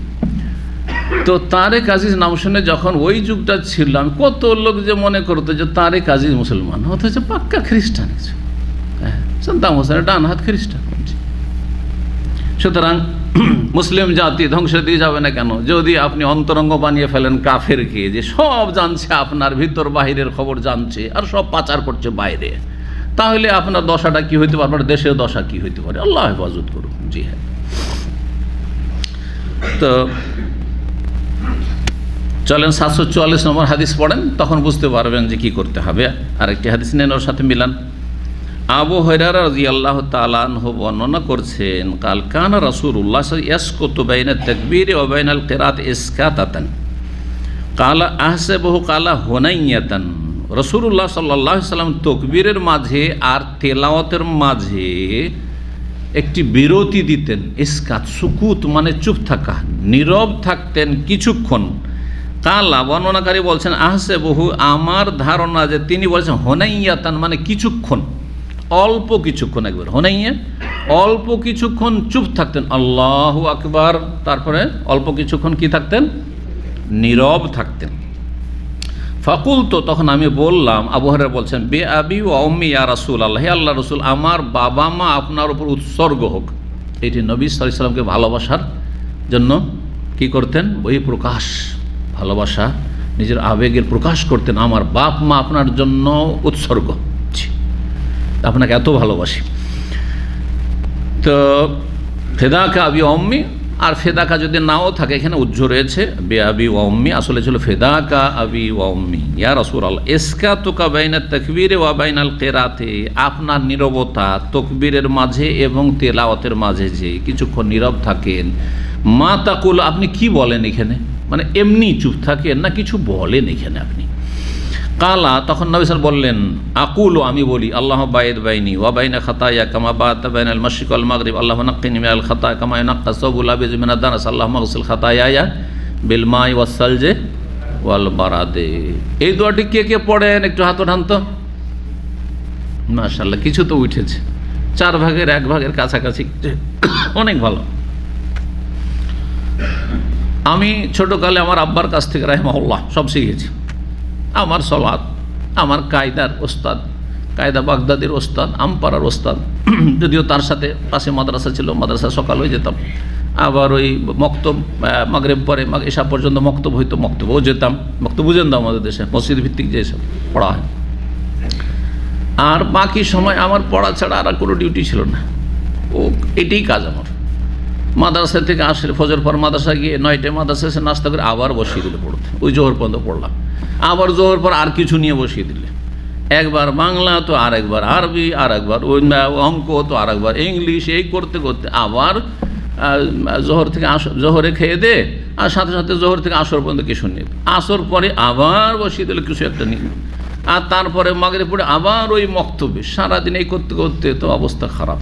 তো আলহামদুলিল্লাহ, এই জন্য আমার মনেই পড়ে না যে কখন কায়দা বাগদাদি পড়েছি। কায়দা বাগদাদি কখন পড়েছি একটু শুধু মনে পড়েছে, 4 পাতার, সেই যুগে ছিল 4 পাতার কায়দা, 8 পাতার কায়দা, 16 পাতার কায়দা। তো ওই 4 পাতার কায়দায় পড়েছি তখন। জি, আল্লাহু আকবার, রাহিমাল্লাহ আল জামি, রাহিমাহুমুল্লাহ। তো কি বলছিলাম? প্রথম আমাকে মুখস্থ করিয়েছেন যে নামাজ পড়লে কি করতে হবে? আল্লাহ বায়িদ বাইনি ওয়া বাইনা খাতায়া কামা বাতা বাইনাল মাশরিক ওয়াল মাগরিব, এইটা পড়তে হবে। সুবহানাকা কিন্তু বড় হয়ে মুখস্থ করেছি, মাদ্রাসায় পড়ে যখন হাদিস অথবা ফিকা পড়লাম তখন এই সুবহানাকা আল্লাহুম্মা বিহামদিকা ওয়া তাবারাকা ইসমুকা ওয়া তাআলা জাদ্দুকা ওয়া লা ইলাহা গায়রুকা মুখস্থ করেছি, যেটি আবু দাউদে আছে, বুখারীতে নেই, মুসলিমে নেই। তো বুখারীতে আছে আল্লাহ বায়িদ বাইনি, সহি মুসলিমে আছে ইন্নী ওয়াজহাতু ওয়াজহিল্লাযী ফাতারাস সামাওয়াতি ওয়াল, যেটাকে বেদাতি ভাইয়েরা যায় নামাজের দোয়া পড়ছেন, ওইটি হচ্ছে এখানে পড়ার জায়গা। এবার বুঝছেন? তাহলে 2 নম্বর ইন্নী ওয়াজহাতু ওয়াজহি, এটা বেশি সহি আল্লাহ বায়িদ বাণীর পরে। 3 নম্বরে সুবহানাকা, এইটি আবু দাউদে রয়েছে। ইমাম আহমদ রাহিমাহুল্লাহ বা হাম্বলি মযহাবে এটাকে প্রাধান্য দেওয়া হয়েছে, হানাফি মযহাবে এটাকে প্রাধান্য দেওয়া হয়েছে সুবহানাকাকে, আর শাফি মযহাব ইন্নী ওয়াজহাতু ওয়াজহিকে প্রাধান্য দেওয়া হয়েছে। আহলে হাদিস আল্লাহ বায়িদ বাইনিকে প্রাধান্য দিয়েছে, কারণ এটা সবচেয়ে সহি, বুখারীতে রয়েছে। এই যে পার্থক্যগুলো, আমলের পার্থক্যটা কেন, এটা আপনাদেরকে বোঝাচ্ছি। কিন্তু যেহেতু সহি হাদিস দ্বারা সবগুলি প্রমাণিত, সেটা বুখারীতে থাক আর মুসলিমে থাক আর আবু দাউদ নাসাইতে থাক, সেই জন্য যে কোনো একটা পড়াই যথেষ্ট। কথা বুঝতে পেরেছেন? যে কোনো একটি পড়া যথেষ্ট। বরং নবী সাল্লাল্লাহু আলাইহি ওয়াসাল্লাম থেকে বিভিন্ন আমল প্রমাণিত। সুতরাং বিভিন্ন সময় যদি আপনি বিভিন্ন দোয়াগুলি পড়েন, সানা পড়েন, তাহলে বেশি ভালো। আর এর উপর আলহামদুলিল্লাহ আমি আমল করি। যখন দেখি যে আমার ইমাম সাহেব আমাকে আল্লাহ বাইত বাণী পড়ার সময় দিচ্ছে, তখন আল্লাহ বাইত বাণী পড়ি। আমি নিজেই ইমাম, তখন আল্লাহ বাইত বাণী পড়ি। কখনো কখনো ইন্নী ওয়াজহাত ওয়াজহিয়া পড়ি। আর দেখি যে না, আমার ইমাম সাহেব তো পাকা হাম্বলি, আল্লাহ আকবার দেওয়ার সাথে সাথে, অথবা পাকা হানাফি, তো আল্লাহ আকবরের সাথে সাথে ও 10 সেকেন্ড 20 সেকেন্ড দেবে না, তারপরে শুরু করে দিই, তখন সুবহানাকা, শর্টকাট সারি। কথা বুঝতে পেরেছেন? সবগুলি সুন্নতের উপর আমল হয়ে যায়। বুঝতে পারছেন কি না? এইরকমই ধরেন আপনি তারাবি পড়ছেন, তারাবিতে বেশি সময় সাধারণত দেয় না। আল্লাহ আকবার পরে একটু পরেই তেলাওয়াত শুরু হয়ে গেল, তাহলে আপনি সুবহানাকা পড়ে ওখানে আল্লাহ বাইত বেনি শুরু করলে ওয়ালাদ দাল্লিন পৌঁছে যাবে। আল্লাহ বাইত বেনি শেষ করতে করতে এইদিকে ওয়ালাদ দাল্লিন আমিন ওর হয়ে যাবে। তো আপনি সবগুলি সুন্নাত আমল করার চেষ্টা করবেন। এটি হচ্ছে সুন্নার কাছাকাছি নিজেকে রাখা, সুন্নাকে আঁকড়ে ধরা। সহিহ হাদিস দ্বারা প্রমাণিত সবগুলি ঠিক আছে, সেটা হানাফি মযহাবে থাক, শাফিতে থাক, মালিকিতে থাক, হাম্বলিতে থাক, আর নাই থাক। জি, আল্লাহ তৌফিক দান করেন। আল্লাহ বাইত বাণী, দেখেন অর্থ কিন্তু অত্যন্ত সুন্দর। এই দোয়াটির অত্যন্ত সুন্দর, এত সুন্দর দোয়া। সুবহানাকা যে রয়েছে, যেটি প্রসিদ্ধ হানাফি আর হাম্বলিদের কাছে, সেটিতে কিন্তু আল্লাহ শুধু গুণগান রয়েছে, আল্লাহর কাছে কিছু চাওয়া নেই। সুবহানাকা আল্লাহুম্মা ওয়া বিহামদিকা, তসবিহ করলেন, হামদ করলেন, অথবা আকাসমকা, বরকতময় তোমার নাম, ওয়া তাআলা জাদ্দুকা, তোমার মর্যাদা অনেক উঁচু, ওয়া লা ইলাহা গায়রুকা, তোমার ছাড়া কোনো সত্য মাবুদ নেই, কালেমা তাওহীদের ঘোষণা। খুব ভালো, আল্লাহর গুণগান, কিন্তু কিছু চাইলেন না আপনি। ঠিক আছে? ইন্নী ওয়াজহাতু ওয়াজহিল্লাযী ফাতারাস সামাওয়াতি, অঙ্গীকার এবং আল্লাহ রাব্বুল গুণগান ইত্যাদি। কিন্তু আল্লাহ বাইত বাণী অবায়না খাতায়া, অনেক কিছু চাইলেন আপনি আল্লাহর কাছে। দেখেন অর্থটি করি। আল্লাহুম্মা, হে আল্লাহ, বাইত বাইনি, দূরত্ব তৈরি করে দাও, দূরত্ব সৃষ্টি করে দাও আমার মাঝে, অবায়না খাতায়া, আমার গুনাহগুলির মাঝে, পাপাচারের মাঝে। মানে আমাকে পাপের কাছেই যেতে দিও না, আর আমার কাছে পাপকে আসতে দিও না, এত দূরে করে দাও। কামা বা'আতা বাইনাল মাশরিক ওয়াল মাগরিব, যেমন তুমি পূর্ব পশ্চিমের মাঝে দূরত্ব সৃষ্টি করেছো, পূর্ব থেকে পশ্চিম যেমন দূরত্ব, ওই রকম দূরে রাখো আমার থেকে গুনাহকে, আর আমাকে গুনাহ থেকে। আল্লাহুম্মা নাক্কিনি, আর যে গুনাহগুলি হয়েছে, এখন তো সেই গুনাহতে আমি তো হয়ে গেছি, ময়লা যুক্ত হয়ে গেছি। সুতরাং আল্লাহুম্মা নাক্কিনি, আমাকে পরিষ্কার পরিচ্ছন্ন করে দাও, মিনাল খাতায়, গুনাহগুলি থেকে, কামা ইউনাক্কা সাবুল আবিয়াজ, যেমন সাদা কাপড়কে পরিষ্কার পরিচ্ছন্ন করা হয়, মিনাদ দানাসে, মানে ময়লা আবর্জনা থেকে। ময়লা আবর্জনা থেকে তো রঙিন কাপড়ও পরিষ্কার করা হয়, কিন্তু রঙিন কাপড় পরিষ্কার যদি পুরোপুরি না হয়ে এক একটু দাগ লেগেও থাকে, দেখা যায় না কিন্তু রঙিন কাপড়ে। আর সাদা কাপড়ে যদি একটু হলুদ লেগেছে, একটা হলুদের ফোঁটা তরকারি ঝোল সামান্য একটু লেগেছে, একটু চাপ পড়েছে, ধোয়ার পরে দেখেন একটু দাগ থেকেই গেছে, এটা সাদা কাপড়ে বোঝা যাবে, লাল কাপড়ে বা অন্য কাপড়ে, রঙিন কাপড়ে বোঝা যাবে না। তো সাদা কাপড় যেমন পরিষ্কার পরিচ্ছন্ন করে কোনো দাগ থাকে না, ওই রকম আমাকে গুনাহমুক্ত করে দাও। আল্লাহু আকবার। জি, তারপরে তৃতীয় পর্ব, আল্লাহ মাগসিল খাতায়া, হে আল্লাহ, আমার গুনাহগুলিকে ধুইয়ে দাও, বিল মায়ে, পানির দ্বারা, আর ওয়াসাল, যে বরফ দ্বারা, ওয়াল বারাদে, অনুবাদক লেখা যায় শিশির দ্বারা। শিশির তো অন্য জিনিস, শিশির মানে যে ফোটা ফোটা শিশির, শিশির বৃষ্টি যেটা হয়, কিন্তু এখানে বারাদ মানে শিশির নয়, কিন্তু বারাদ মানে হচ্ছে শিলাবৃষ্টি। বৃষ্টির সাথে, বর্ষার সাথে যে পাথর পড়ে, বরফের পাথর, এটাকে বারাদ বলা হয়। এটা কি বলা হয়? রায়ে যখন ফাতা দিয়ে বারাদ পড়বে, আর বার্দ মানে কিন্তু ঠান্ডা, এই যে এখন ঠান্ডা লাগছে, এটা বার্দ, এটা হচ্ছে বার্দ। আর বারাদ যখন হয়ে গেল, দেখেন একটা জবর আর একটা জজমের পার্থক্য। বারাদ মানে হচ্ছে ওই যে শিলাগুলি, শিলাবৃষ্টির পানি হচ্ছে সবচাইতে পরিষ্কার স্বচ্ছ পানি, ওর চাইতে ভালো পানি হইতে পারে না। আকাশ থেকে যে পানিটা পড়ছে, যদি এইরকমভাবে আপনার বাটি ধরে নেন, জমিনে পড়তে দিলেন না, কোনো গাছপালার উপরে পড়লো না, খোলা মাঠে, এভাবে, তো ওর চাইতে ভালো পানি পৃথিবীতে আর হইতে পারে না, এত স্বচ্ছ পানি। বুঝতে পারছেন না? জি,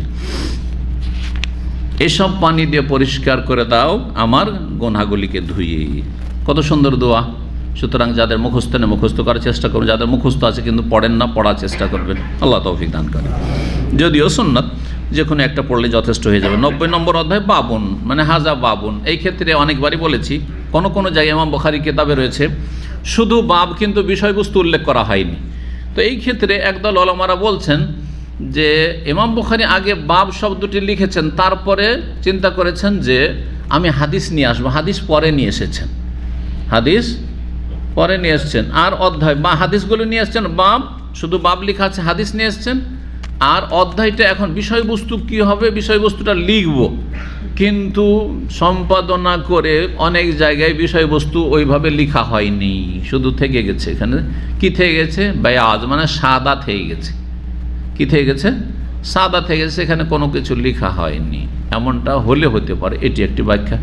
আর একটি ব্যাখ্যা হচ্ছে বাবন এই অধ্যায়, মানে এই অধ্যায়টা আগের অধ্যায়ের কাছাকাছি বিষয়ের সাথে এর কি রয়েছে, মিল রয়েছে, আগেরই একটা অংশ বিশেষ, আগের অধ্যায়ের একটি অংশ বিশেষ, তো ওর সাথে টেনে টুনে এই হাদিসেরও মিল দেখানোর চেষ্টা করা হয়। যেমন এতে খুশুর দিক দেখানো হয়েছে, এইরকমই এতে জিকির আজকার, সলাতের ভিতরে জিকির আজকার, দোয়া, যেহেতু লম্বা লম্বা রুকু সিজদা করেছেন নবী সাল্লাল্লাহু আলাইহি ওয়াসাল্লাম, জিকির আজকার করেছেন, এসব দ্বারা প্রমাণ করার চেষ্টা করা হয়েছে।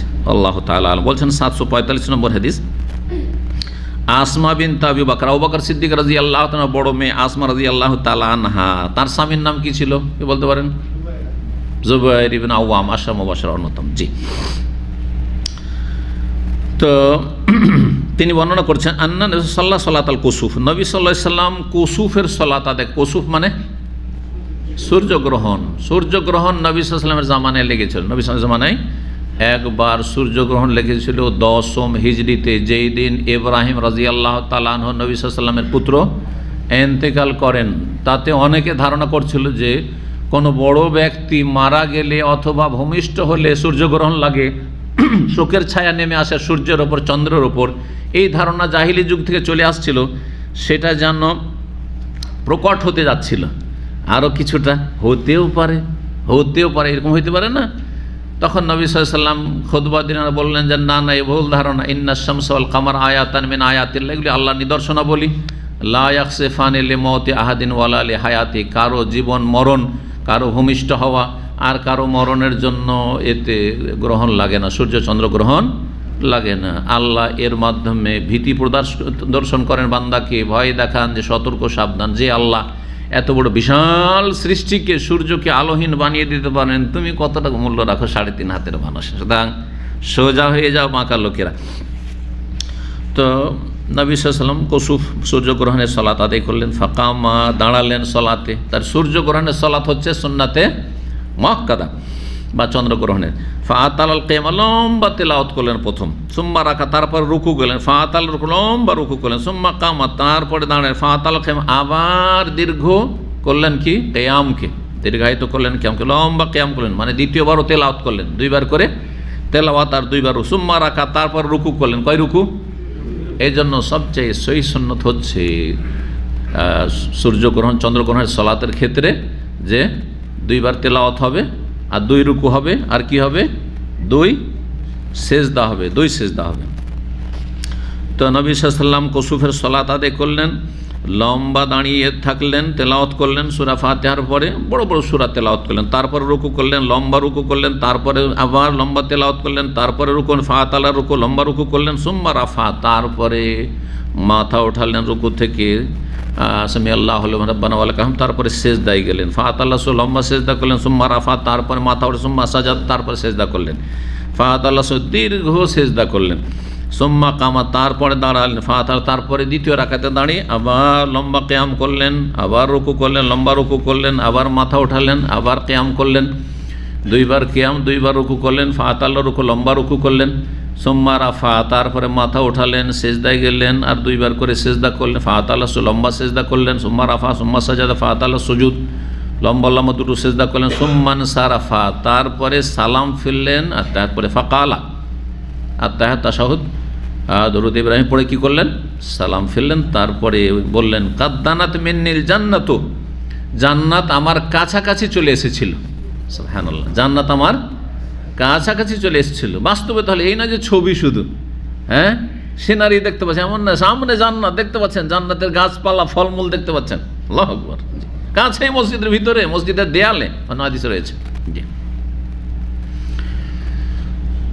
হাত্তা লাউ ইজতারাতু আলাইহা, যদি আমি চেষ্টা করতাম, লাজিতুকুম বিকিতাফিন মিন কিতাফিহা, তাহলে জান্নাতের ফলমূলের গুচ্ছ সমূহ থেকে একটি আঙ্গুরের গুচ্ছ তোমাদের সামনে নিয়ে এসে দিতাম, আঙ্গুর পেড়ে দিয়ে দিতাম তোমাদেরকে। এটা বলা হয় এক গোছা, বা আর একটা শব্দ বাংলায় বলা হয় একটা আপনার, হ্যাঁ কি, ছড়া না ছড়ি, ছড়া, কলার ক্ষেত্রে ছড়ি বলেন মনে হয়, হ্যাঁ ঠিক, এক গুচ্ছ। অদানাত মিন্নিন নার, শুধু জান্নাত নাই, জাহান্নাম আমার কাছাকাছি চলে এসছে। একবার জান্নাত দেখে এগিয়ে গেছেন একটু নবী সাল্লাল্লাহু আলাইহি ওয়াসাল্লাম, অন্য হাদিসে রয়েছে। আর যেমনই জাহান্নাম দেখেছেন তার পিছিয়ে গেছেন। তো সাহাবীদের প্রশ্ন হলো যে একবার একটু এগিয়ে গেলেন নবী সাল্লাল্লাহু আলাইহি ওয়াসাল্লাম নামাজ পড়তে পড়তে, আবার একবার পিছিয়ে যাচ্ছেন পেছন দিকে। বলছেন যে জাহান্নামের আগুন আমার কাছাকাছি চলে এসেছিল, হাত্তা কুলতু, আমি মনে মনে বললাম, এই রব্বে আল্লাহ, আল্লাহকে বললাম, এই যে দোয়া করলেন আল্লাহর কাছে, এই রব্বে, হে আমার রব, আওয়া আনা মাহুম, আমিও কি জাহান্নামীদের সাথে হব, যে জাহান্নাম আমার কাছে চলে এসছে, আমার জন্য কি জাহান্নাম রয়েছে? ভয় পেয়েছেন নবী সাল্লাল্লাহু আলাইহি ওয়াসাল্লাম, বলছে আওয়া আনা মাহুম, আমিও কি তাদের সাথে? দেখলেন যে সব দৃশ্য, তার একটি দৃশ্য এখানে বর্ণনা, ফাইজা ইমরাতুন, জনৈক মহিলা, হাসেবতু, বর্ণনাকারী ধারণা বলছেন, আন্নাহু কালা, সেই মহিলা কি করত, মহিলাকে কি অবস্থায় দেখলেন, তাখদেশুহা হিররা, একটি বিড়াল ওই মহিলাকে জাহান্নামের আগুনের ভিতর নুচছে, নুচছে তাকে, হ্যাঁ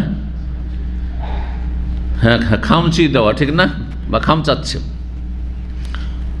কুলতো, তখন আমি বললাম, মাশানো হাজেহি, এর ব্যাপারটা কি, এ বিড়াল এ নুচা দিচ্ছে কেন, এই খামচাচ্ছে কেন?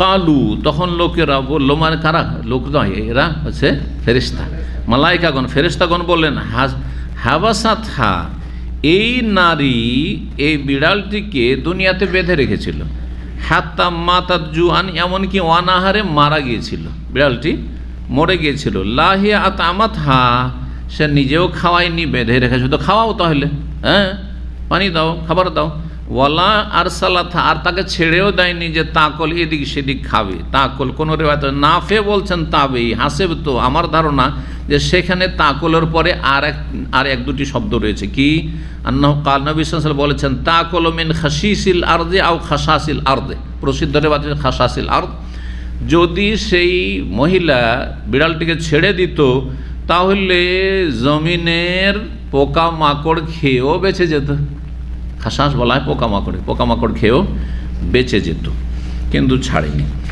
এই হাদিসে যেহেতু এই রব্বে বলে আল্লাহর কাছে দোয়া করলেন নবী সাল্লাল্লাহু আলাইহি ওয়াসাল্লাম, এছাড়া লম্বা লম্বা যখন সেজদা করেছেন তো অনেক দোয়া পড়েছেন, হ্যাঁ, তো এইসবের মাধ্যমে মিল দেখাচ্ছেন যে আগের যেই ছিল তাকবীরের পরে দোয়া পড়ার কথা ছিল, আর এখানে অন্য অন্য যে অঙ্গ প্রত্যঙ্গগুলি রয়েছে সালাতের বা অংশগুলি রয়েছে সেগুলিতে বিভিন্ন দোয়া আপনি পড়তে পারেন। যখন লম্বা সেজদা করবেন যে কোনো দোয়া করতে পারেন, আপনি লম্বা রুকু করবেন যে কোনো তসবিহ, লম্বা তসবিহ জিকির আজকার করতে পারেন। আপনি রুকু দোয়া করার জন্য নয়, সেজদাতে তসবিহ গুণগানও করতে পারবেন আর দোয়াও করতে পারবেন, কিন্তু রুকুতে শুধু আল্লাহর গুণগান হামদোসানা করবে, রুকু দোয়া করার জন্য। ফাম্মার রুকু ফাআযিমু ফিহি রব, নবী সাল্লাল্লাহু আলাইহি ওয়াসাল্লাম হাদিসে রয়েছে যে রুকুতে তোমরা রবের তাজিম, বড়ত্ব, মহত্ব ঘোষণা করা। ওয়াম্মা সুজুদ, সেজদায়, ফাজতাহিদু ফি দুআ, দুআতে তোমরা সর্বাত্মক চেষ্টা করো। ফাকামিনুন আইয়ুস্তাজাবা লাকুম, আশা করা যায় যে তোমাদের দোয়া কবুল হবে। 91 নম্বর অধ্যায়, বাবু রাফিল বাসার ইলাল ইমাম ফিস সালাত, এই অধ্যায় হচ্ছে যে এলাল ইমাম ফিস সালাত, সালাতে ইমামের দিকে দৃষ্টিপাত করা। যখন নামাজ পড়ছেন ইক্তেদা করে ইমামের দিকে তাকানো সলাত অবস্থায় জায়েজ কি না, এই কথা বলতেছে ইমাম বুখারী রাহিমাহুল্লাহ। কারণ যেটা আপনাদের জানা আছে যে সলাত অবস্থায় কি করতে হবে, দৃষ্টি কোথায় রাখতে হবে, সেজদার দিকে রাখতে হবে। তো সেজদার দিকে রাখা মানে কি এই যে ইমামের দিকে মোটেই তাকানো যাবে না নাকি? যদি এইটা হয় তাহলে যারা কাছাকাছি আছেন কেমন করে বুঝবেন যে ইমাম এখন রুকুতে গেছে কি না বা সেজদার থেকে উঠেছে কি না, আপনি যদি ওই দিকে তাকাইতে থাকেন, সেজদার দিকে এমনভাবে তাকাবো যে আমি ডান এবং সামান্য একটু তাকাবো, ইমামের দিকেও তাকাবো না। হ্যাঁ, কথা বোঝা গেছে? যদিও বলবেন যে হ্যাঁ আওয়াজ শুনে, কিন্তু না, শুধু আওয়াজ শুনে নাই, প্রয়োজনে তাকানো অথবা এমনিও তাকানো।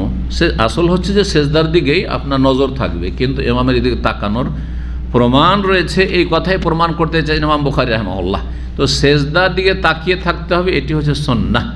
কিন্তু সেজদা ছাড়া ইমামের দিকে এদিক ওদিক নয় যে আপনি এদিক ওদিক এভাবে তাকাবেন, কিন্তু ইমামের দিকে প্রয়োজনে তাকানো কোনো অসুবিধা নেই, অথবা এমনিও মাঝে মধ্যে তাকানো কোনো অসুবিধা নেই, যা হাদিস দ্বারা প্রমাণিত। দেখেন দলিলগুলি দেখেন। ওয়াকালাত আয়েশা, মা আয়েশা রাদিয়াল্লাহু তাআলা বলছেন, কালান নবী সাল্লাল্লাহু আলাইহি ওয়াসাল্লাম, নবী সাল্লাল্লাহু আলাইহি ওয়াসাল্লাম বলেছেন ফি সালাতিল কুসুফ, সূর্যগ্রহণের সালাত সম্পর্কে, রাআইতু জাহান্নামা, কি বলছেন নবী সাল্লাল্লাহু আলাইহি ওয়াসাল্লাম, আমি জাহান্নামকে দেখেছি, ইয়াহতেমু বাযুহা বাযান, তার একটি অংশ আর একটি অংশকে যেন চূর্ণ বিচূর্ণ করে দিচ্ছে।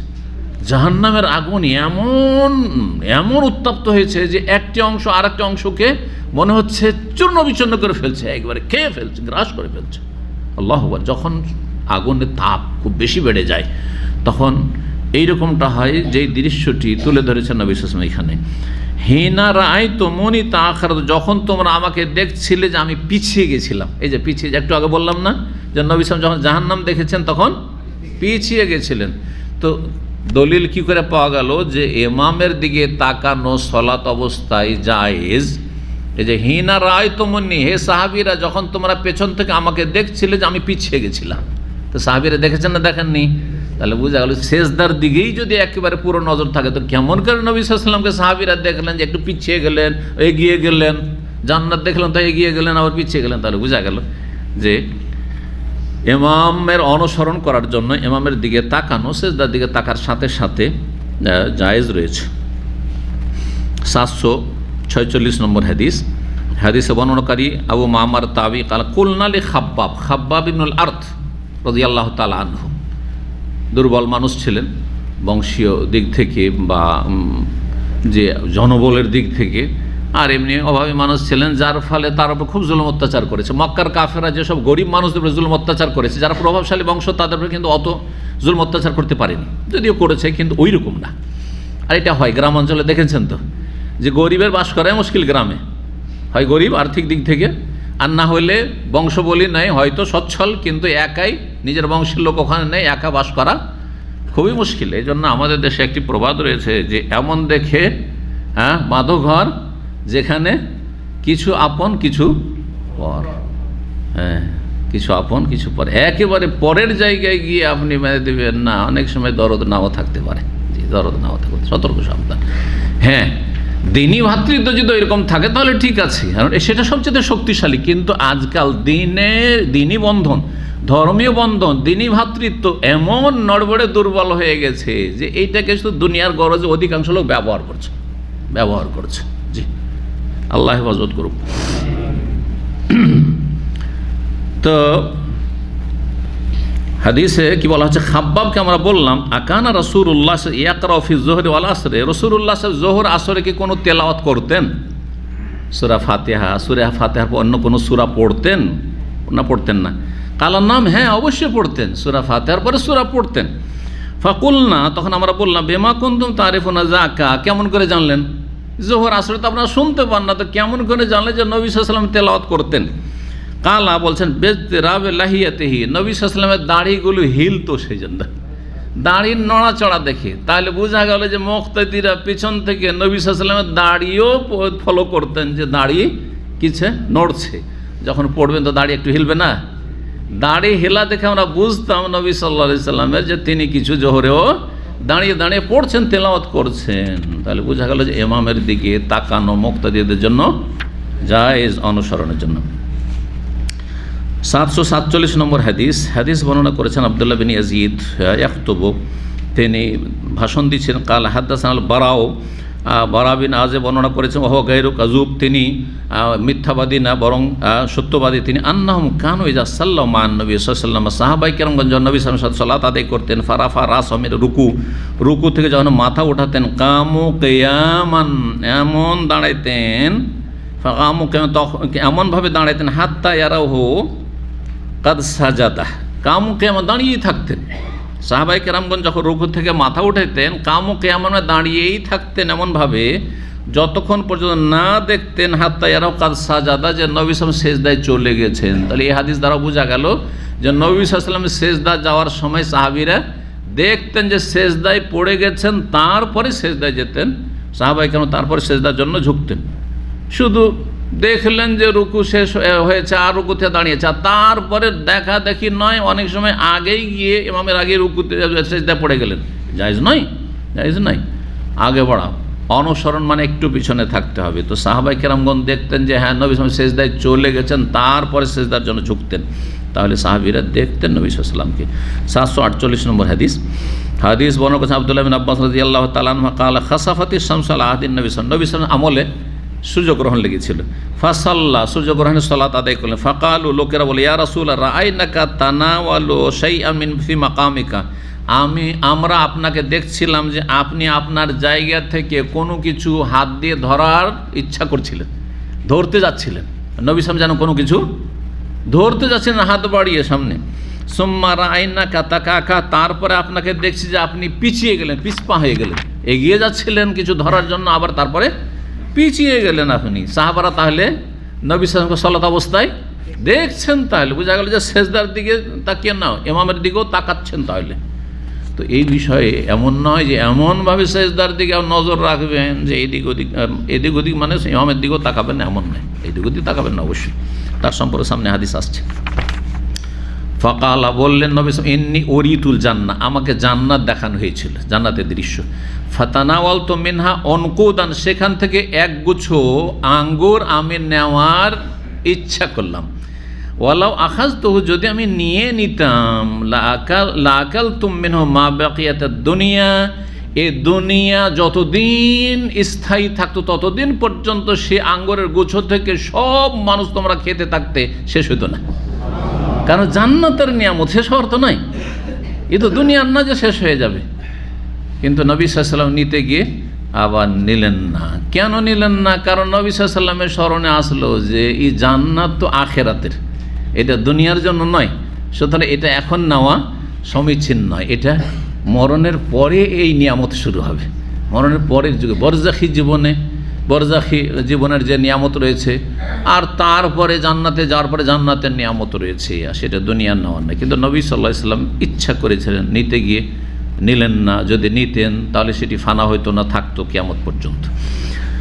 749 নম্বর হাদিস বর্ণনা করেছেন আনাস বিন মালিক রাদিয়াল্লাহু তাআলা, তিনি বলছেন সাল্লাল্লাহু আলাইহি নবী সাল্লাল্লাহু আলাইহি ওয়াসাল্লাম, নবী সাল্লাল্লাহু আলাইহি ওয়াসাল্লাম আমাদেরকে সালাত পড়ালেন। সুম্মা রাকিয়াল মেম্বারা, তারপরে মেম্বারে চাপলেন। তাই নবী সাল্লাল্লাহু আলাইহি ওয়াসাল্লাম মেম্বারে উঁচা জায়গায় চেপে যে কোনো খুতবা দিতেন বা বক্তব্য করতেন, ভাষণ দিতেন, শুধু জুমার খুতবার জন্য নয়, আর কোনো বিশেষ ঈদের খুতবার জন্য নয়, বরং এই যে যেমন স্টেজ আছে যাতে করে সবাই দেখতে পায়, দেখা সুবিধা হয়, আর মানুষ মনোযোগী হইতে পারে।